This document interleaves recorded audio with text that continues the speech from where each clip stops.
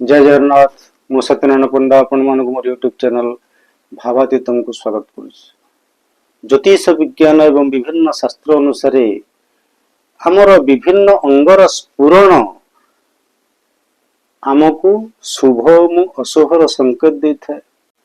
सज्जन आमर आखि स्फुरण हवा बा जहाँ को आम आखि डेइबा बोली कहूचे, बाम स्कंद डेइबा दक्षिण स्कंद डेइबा विभिन्न अंग माने जदि किछि समय पाई स्फुरण होती केउ अंग आवर स्फुरित होउछि सही अनुसारे आमे शास्त्र अनुसारे सेटा शुभ कि अशुभ जानिबा दरकार। सज्जन आज आमे विभिन्न अंग स्फुरण रो शास्त्र लेखा थिबा गुढ़ रहस्य विषय रे आलोचना करिबा। से अनुसारे आमे सतर्क हो जिबा दरकार। प्रथम आलोचना करिबा आखि। दक्षिणाखि स्फुरण सस्तम पुषां धनम जयाय च। पुरुष मानकर दक्षिण आखि यदि स्फुरण हला ताहला आपण जानिबे धन जयाय च। किछि दिन भितरे निश्चित रूपे से धन लाभ करिवे बा किछि दिन भितरे तांकर मनोवांछित कार्य से जययुक्त हेबे। एटा नारी मानक पखरे उल्टा हे जिवो। यदि पुरुष मानकर दक्षिण आखिर स्फुरण घटिले शास्त्रकार कहिले से धन लाभ करिवे, तांकर मनोवांछित कार्य से जययुक्त हेबे। से भली भाबरे नारी मानकर बाम आखि यदि स्फुरण हबो तेबे से धन धान्य लाभ करिवा संगे संगे तांकर मनोवांछित कार्य से जययुक्त हेबे। तापर आलोचना करिवा बाहु। बाहु स्फोटे भवे प्रीति। यदि पुरुष मानकर दक्षिण बाहु र स्फुरण घटिला ताहले स्नेह श्रद्धार वृद्धि घटे। स्नेह सौहार्द्य रूपक वातावरण मिली थाए एवं संपर्कर वृद्धि घटिवार बहु संभावना थाए। आउ जदि नारी मानकर बाम बाहुर स्फुरण घटिला ताले निश्चित रूपे यही स्नेह संपर्क सौहार्द्यर वृद्धि हेबार संभावना रही थाए। तापर आलोचना करिबा कांध। स्कंदे भोग प्रपूरणम। यदि पुरुष मानकर डाहाण कांधर स्फुरण घटे तेबे सुख भोग इत्यादि मिली थाए। भोग विलास रे जीवन अतिबाहित करिवार सुजोग आसी थाए।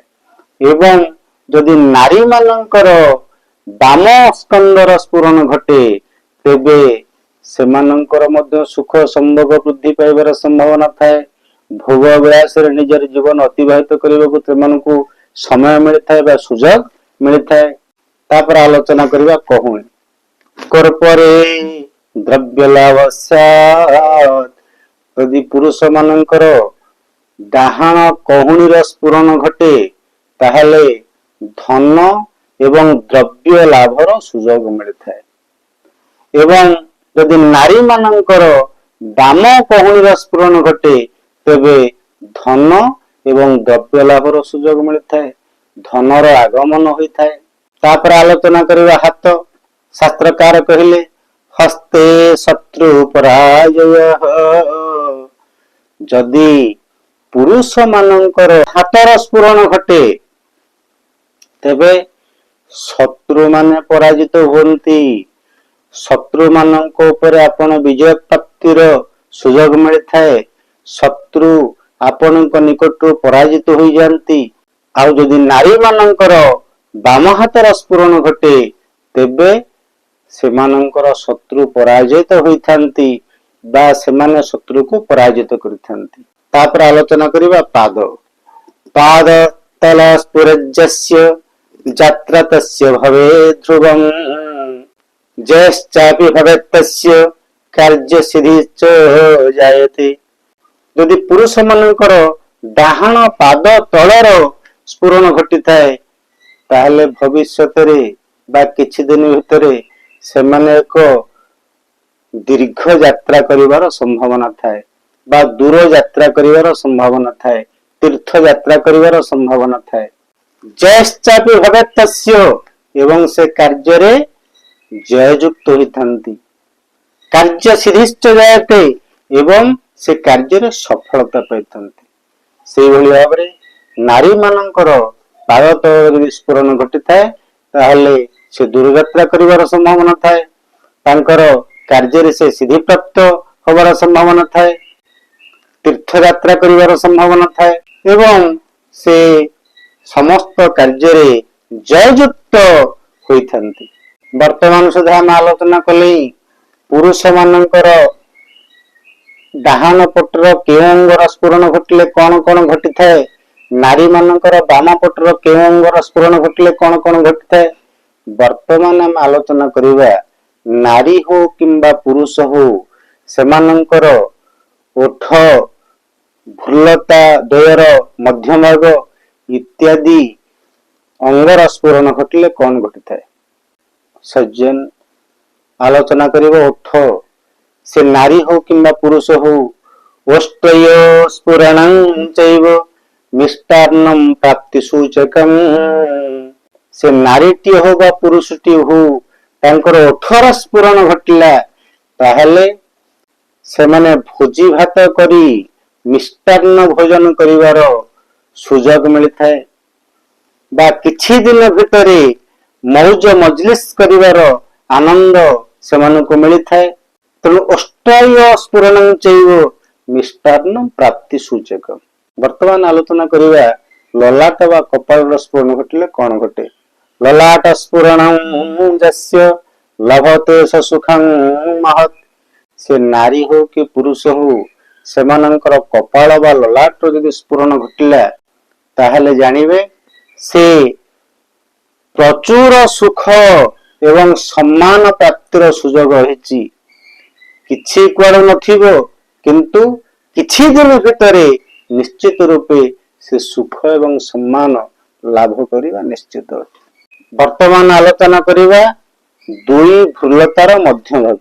ଭ୍ରୁବର ମଧ୍ୟେ ଚ ସ୍ଫୁରଣଂ ପ୍ରିୟ ସଙ୍ଗମ ସୂଚକଂ। ଯଦି ଦୁଇ ଭ୍ରୁଲତାର ମଧ୍ୟଭାଗର ସ୍ଫୁରଣ ଘଟିଲା, ସେ ନାରୀଟିଏ ହଉ ବା ପୁରୁଷଟିଏ ହୋଇଥାଉ, ଦୁଇ ଭ୍ରୁଲତାର ମଧ୍ୟଭାଗର ଯଦି ସ୍ଫୁରଣ ଘଟିଲା ତେବେ ଜାଣିବେ ପ୍ରିୟ ସଙ୍ଗମ ସୂଚକଂ। ପ୍ରିୟ ପରିଜନ ବା ଅତି ନିକଟତର ବା ଅତି ସ୍ନେହର ଅତି ଶ୍ରଦ୍ଧାର ବ୍ୟକ୍ତିଙ୍କ ସହିତ ସାକ୍ଷାତ ହେବାର ସୁଯୋଗ ସେମାନଙ୍କୁ ମିଳିବ। ସଜ୍ଜନ ବର୍ତ୍ତମାନ ଆଲୋଚନା କରିବା କଣ୍ଠ ବା ଗଳାର ସ୍ଫୁରଣ ଘଟିଲେ କଣ ଘଟେ। କଣ୍ଠେ ଚ ସ୍ଫୁରଣଂ ସୌଖ୍ୟଂ ଭୋଗ ଭାଗ୍ୟଂ ସମନ୍විତଂ ଶତ୍ରୁନାଶଂ ଚ ବିଦ୍ୟା ଚ ଶୁଭକୃତ୍ ସର୍ବଦା ନୃଣାମ୍। ଯଦି କଣ୍ଠର ସ୍ଫୁରଣ ଘଟିଲା, ସେ ଗୋଟିଏ ନାରୀର କଣ୍ଠର ସ୍ଫୁରଣ ଘଟୁ ବା ଗୋଟିଏ ପୁରୁଷ କଣ୍ଠର ସ୍ଫୁରଣ ଘଟୁ, ତେବେ ସୌଖ୍ୟଂ ଭୋଗ ଭାଗ୍ୟଂ ସମନ୍ବିତଂ ସୁଖ ପାଇବ, ଭୋଗ ଭାଗ୍ୟ ତାର ଜୀବନରେ ହଠାତ୍ ମାଡି ଆସିବ, ଯାହା ଫଳରେ କି ସେ ଭୋଗ ବିଳାସରେ ନିଜର ଜୀବନକୁ ଅତିବାହିତ କରିବ। ତା ସହିତ ଶତ୍ରୁ ନାଶମ, ତାର ଶତ୍ରୁ ନାଶ ହେବାର ସମ୍ଭାବନା ଥିବ। ବିଦ୍ୟାଚ, ତାକୁ ଏକ ନୂତନ ବିଦ୍ୟାର ସୁଯୋଗ ଆସି ମିଳିବ ଏବଂ ସମସ୍ତ ପ୍ରକାରର ଶୁଭ କାର୍ଯ୍ୟ ଯାହା ସେ ମନ ଭିତରେ ଚିନ୍ତା କରିଛି ଯଦି କଣ୍ଠର ସ୍ଫୁରଣ ଘଟିଲା ତାହେଲେ ନିଶ୍ଚିତ ରୂପେ ଶୁଭ କାର୍ଯ୍ୟ ସମ୍ପାଦନ ହେବ। ସୌଖ୍ୟଂ ଭୋଗ ଭାଗ୍ୟଂ ଶତ୍ରୁନାଶଂ ବିଦ୍ୟା ଲାଭಂ, ଏଇ ସବୁ ଜିନିଷ ଗୁଡିକ ତା ଜୀବନରେ ହଠାତ୍ ଆସିଯିବ। ସଜ୍ଜନ ସାମୁଦ୍ରିକ ଶାସ୍ତ୍ର ଜ୍ୟୋତିଷ ବିଜ୍ଞାନରେ ଏଇ ସବୁ ଜିନିଷ ଗୁଡିକ ବର୍ଣ୍ଣନା ରହିଛି। ଆମର ନାରୀ ଏବଂ ପୁରୁଷ ମାନଙ୍କର କେଉଁ ଅଙ୍ଗର ସ୍ଫୁରଣ ଘଟିଲେ କେଉଁ କେଉଁ କଥା ଆମ ଜୀବନରେ ଘଟିବାକୁ ଥାଏ ତାର ଆଭାସ ଆମେ ଜାଣିବାକୁ ପାଇଥାଉ। ସର୍ବଶେଷରେ ପ୍ରଭୁ ଶ୍ରୀ ଜଗତରନାଥ ଜଗନ୍ନାଥଙ୍କର ପାଦ ପଦାରବିନ୍ଦରେ ନିଜକୁ ସମର୍ପଣ କରି ତାଙ୍କର ଆଶୀର୍ବାଦ କାମନା କରି ଆଜିର ଅଧ୍ୟାୟକୁ ଏଠି ରଖିବା। ତ ସଜ୍ଜନ ଆଜି ପାଇଁ ଏତିକି। ଆପଣମାନଙ୍କୁ ଯଦି ଭିଡ଼ିଓଟି ଭଲ ଲାଗିଥିବ ନିଶ୍ଚିତ ରୂପେ ଲାଇକ୍, ସେୟାର, କମେଣ୍ଟ ଏବଂ ସବସ୍କ୍ରାଇବ କରିବେ ବୋଲି ମୋର ଆଶା ବିଶ୍ୱାସ। ଆପଣଙ୍କର ପ୍ରତ୍ୟେକ ଲାଇକ୍, କମେଣ୍ଟ, ସେୟାର ଏବଂ ସବସ୍କ୍ରାଇବ ମୋ ପାଇଁ ଗୋଟିଏ ଗୋଟିଏ ଆଶୀର୍ବାଦ ସ୍ୱରୂପ। ଜୟ ଜଗନ୍ନାଥ।